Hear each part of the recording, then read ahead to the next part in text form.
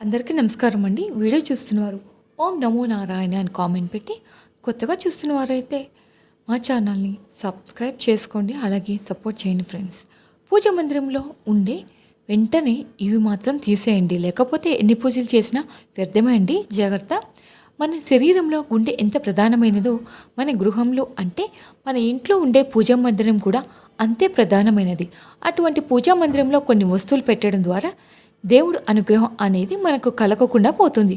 కొన్నిసార్లు చూడండి, మనం ఎన్ని పూజలు చేసినా, ఎన్ని వ్రతాలు చేసినా, ఎన్ని నోములు నోచినా, ఎంత ఉపవాసం చేసి భగవంతుని భక్తితో ఆరాధించినా కూడా ఆ భగవంతుని అనుగ్రహం అనేది మనకు కలగకుండా పోతుంది. ఈ వీడియో చూసే ముందు ఒక చిన్న కామెంట్ చేయండి. ఆరాధించిన మన కోరికలు అనేవి తీరకుండా పోతూ ఉంటాయన్నమాట. దానికి కారణం ఏంటంటే మనం చేసేటటువంటి కొన్ని చిన్ని చిన్ని తప్పుల ద్వారా ఆ భగవంతుడు మన పూజా మందిరాన్ని విడిచి వెళ్ళిపోతూ ఉంటాడు. పూజా మందిరంలో ఆ దేవతా శక్తి అనేది ప్రవేశించకుండా వెళ్ళిపోతుంది. కొన్ని వస్తువులను పూజా మందిరంలో ఎటువంటి పరిస్థితుల్లోనూ పెట్టుకోకూడదని ప్రాచీన గ్రంథాల్లో మన పూర్వీకులు, మన పెద్దలు ఏనాడో చెప్పి ఉన్నారు. అదేంటో ఇప్పుడు ఈ వీడియోలో మనం తెలుసుకుందామండి. ముఖ్యంగా మందిరంలో దివంగతుల యొక్క చిత్రపటాలు అంటే చనిపోయిన వారి చిత్రపటాలు ఎట్టి పరిస్థితుల్లోనూ ఉంచుకోకూడదండి. దివంగతులు అంటే చనిపోయినటువంటి వారి యొక్క చిత్రపటాలు అంటే మన అవ్వ, తాత, మన పూర్వీకులు ఉంటారు కదా, లేదా తల్లిదండ్రులు కానీ ఎవరైనా మన పూర్వీకులు చనిపోతే కొంతమంది వారి చిత్రపటాలు తెచ్చి పూజా మందిరంలో ఉంచుకుంటారు.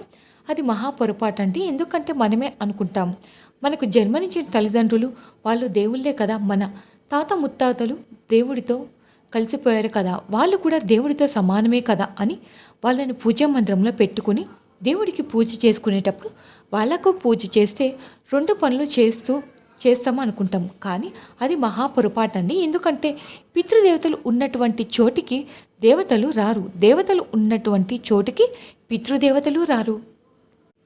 అందుకే మనం పితృకార్యాలు చేసేటప్పుడు ఇంటికి తోరణం కట్టడం, ఇంటి ముందర ముగ్గు వేయము, ఇంట్లో ఎటువంటి పరిస్థితుల్లోనూ దేవతా స్తోత్రాలు చదవము, అలాగే గంట వాయించం.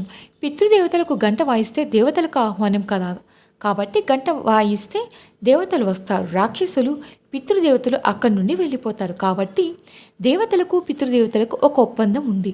దేవతలు ఉన్నటువంటి చోటుకు పితృదేవతలు రారు, పితృదేవతలు ఉన్నటువంటి చోటుకు దేవతలు రారు. కాబట్టి పితృదేవతల యొక్క చిత్రపటాలు అంటే చనిపోయినటువంటి వాళ్ళ చిత్రపటాలు పూజా మందిరంలో పెట్టి పూజించడం ద్వారా దేవతలు వెంటనే అక్కడి నుండి వెళ్ళిపోతారు.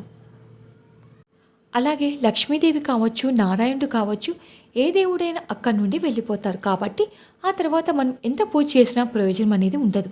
కాబట్టి పితృదేవతల చిత్రపటాలు పూజా మందిరంలో ఉంటే వెంటనే తీసేసి ఇంకొక చోట పెట్టుకోండి. పూజా మందిరంలో మాత్రం పెట్టకూడదండి. అది దేవుడికి మాత్రమే కేటాయించినటువంటి గది.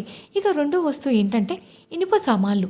ఇనుప సామాన్లు అంటే కత్తి, సుత్తి ఇటువంటి వస్తువులు చాలామంది పూజా మందిరంలో పెట్టుకుంటూ ఉంటారు.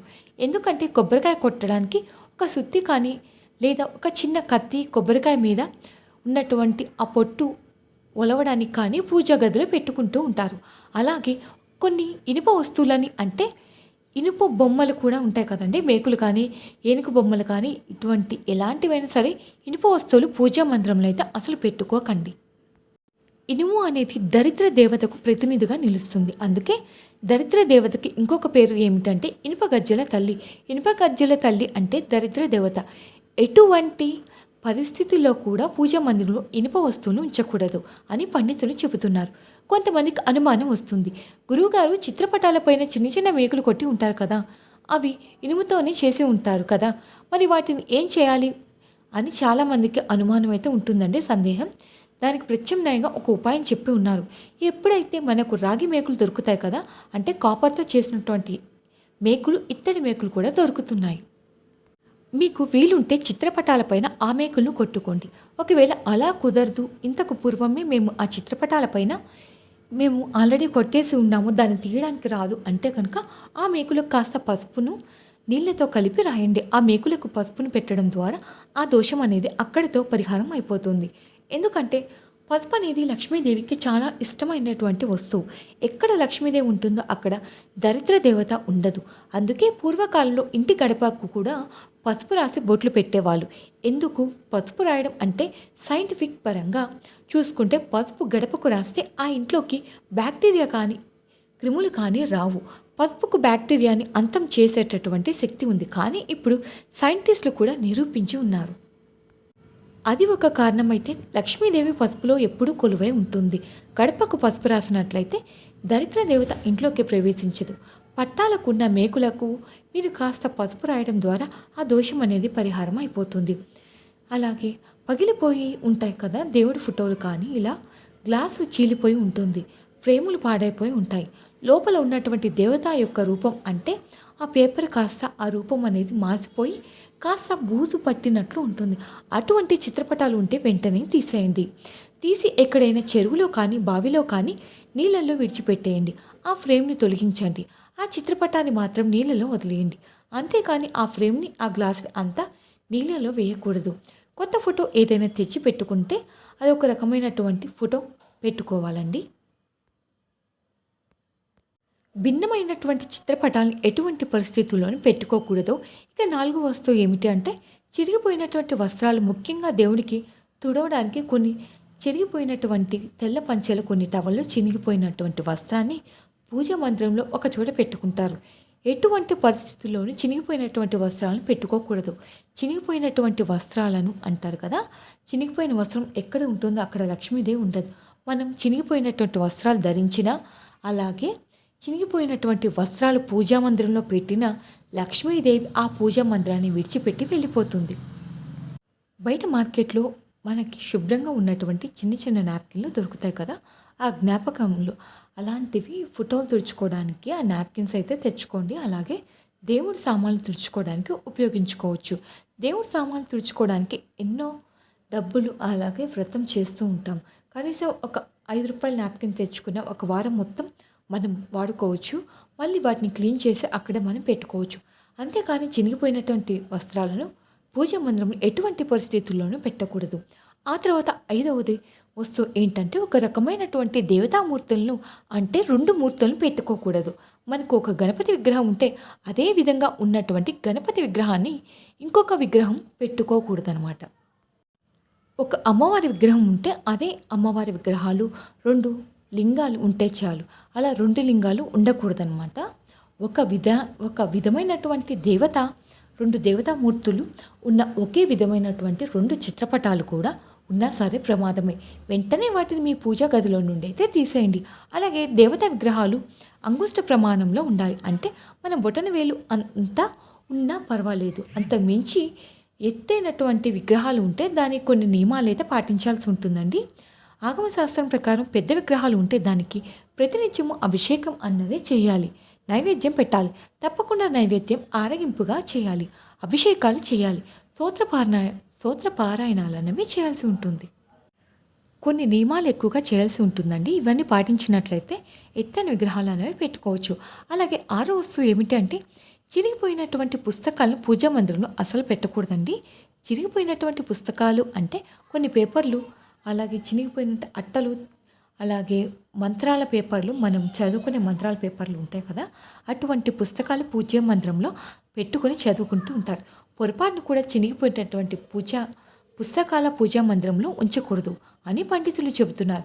ఇక 7వ వస్తువు ఏంటంటే నల్లని వస్తువులు. అంటే నల్లని వస్త్రములు కానీ, నల్లని వస్తువులు కానీ, పాడైపోయినటువంటి పువ్వులు కానీ ఒకసారి మనం దేవుడికి పూజ చేసిన తర్వాత వెంటనే ఆ పూలను తీసి ఎక్కడైనా దూరంగా ఎవరు తొక్కనటువంటి ప్రదేశంలో కానీ, లేదా ఒక బ్యాగ్లో వేసుకొని వాటిని ఎప్పుడైనా మీ వీలు చూసుకొని పారే నదిలో వేయండి. ముఖ్యంగా నల్లని వస్తువులు, వాడిపోయినటువంటి పుష్పాలు, అదేవిధంగా దీపంలో నుండి తీసినటువంటి వస్తువులు కొంతమంది వేసి పూజ మందిరంలో దేవుడి గదిలోనూ ఒకే చోట ఒక మూలను కానీ పెడుతూ ఉంటారండి. ఎట్టి పరిస్థితుల్లో వాడిపోయినటువంటి పుష్పాలు, అదేవిధంగా కాలిపోయిన ఒత్తులు, నల్లని వస్త్రాలు అసలు పెట్టకూడదు. ఈరోజు మనం పూలతో పూజ చేస్తే వెంటనే మరుసటి రోజు ఉదయం సూర్యోదయం అయిన తక్షణమే ఆ పుష్పాలను, ఆ ఒత్తులను వెంటనే తీసేయాలి.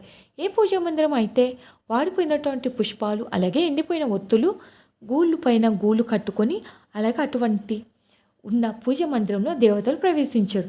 దుర్వాసన అలాగే వాడిపోయినటువంటి పుష్పాలు బూజు ఉన్నటువంటి చోటికి దరిద్ర దేవత వస్తుంది, కానీ దేవతలు రారు.